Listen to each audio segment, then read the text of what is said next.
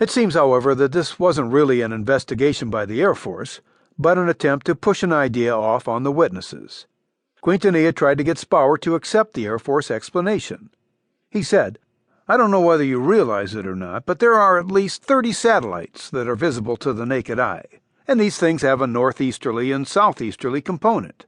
And I checked thoroughly, and this is why I made the determination specifically because of the directions which you gave me, that you had first spotted the satellite coming over and then focused on Venus.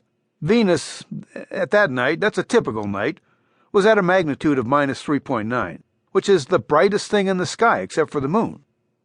Spower responded, "Well, I don't know anything about it, but I'm under the impression that you are saying I have a misconception of—" "No, you aren't, Dale. It's not a misconception, Dale.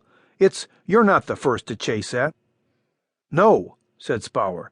Each engineer had the opportunity to observe a flying saucer through binoculars for a period exceeding 60 seconds. The drawings produced by these witnesses were extremely detailed. The intelligence information on this case is missing from the Project Blue Book section of the microfilm record at the National Archives. However, Maccabee has found the original interviews, etc., in the Office of Special Investigations section of the microfilm record, and has published the information along with some supplementary weather data. Air Force writers had suggested it can never be absolutely proven that flying saucers do not exist.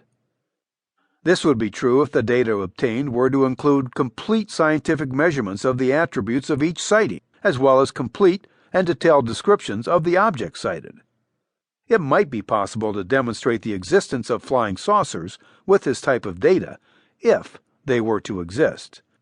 So now we see the problem they had. Explain the sightings with incomplete data, or so they would have us believe. But as Maccabee pointed out, Case 10 had the very attributes the Air Force suggested didn't exist. There were qualified witnesses, that is, 2 aeronautical engineers, who had ample opportunity to observe the craft through binoculars. This wasn't a case such as the Charles Wooded sighting in which the object flashed by. This was a case where minutes passed as the observation continued, enabling the witnesses to take notes. In fact, what we see from this report is that there is too much information to allow investigators to find a plausible explanation.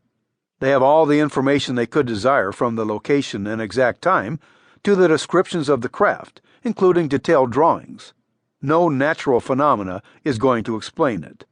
Nor will it be eliminated as a misidentification of military or civilian aircraft. It will remain unknown. To eliminate it, then, it is combined with other cases in which there is no good plausible explanation. All the information is correlated, and an attempt is made to produce a single type of flying saucer. The assumption seems to be that if flying saucers were real, then we would be able to take the cases and combine them to produce a composite model of a flying saucer in much the same way that police artists can produce a composite of a single criminal. The assumption being made here, and one that should be obvious to everyone, is that more than one type of aircraft could be involved. Take, for example, an aircraft carrier from our modern Navy. It's floating in the Mediterranean Sea and launching a variety of aircraft to survey the surrounding territory. We know that such ships carry 2 or 3 different types of jet fighters, as well as a variety of reconnaissance aircraft, tankers, and even helicopters. Now let's say we have a number of people who have seen those various aircraft over a period of a couple of months. We interview them, study the weather, length of sightings, and location of each of them. From that, we attempt to build a model of the aircraft on the carrier, assuming there to be a single type. Given that we have a craft with swept wings and a narrow fuselage, a huge craft with 2 engines, another with no wings but a rotor overhead, with different configurations for the lighting, we would be unable to manufacture a single model. Should we then conclude that no sightings have been made? Should we conclude that with better information, we would have been able to answer the questions? No, we have more than one type, and by combining information that shouldn't be combined, we have destroyed our database. Of course, by combining that information, we can suggest that there is no commonality amongst the sightings. To keep listening to this audiobook, I've left you a link in the description so you can do it, at no cost thanks to Audible's 30-day free trial.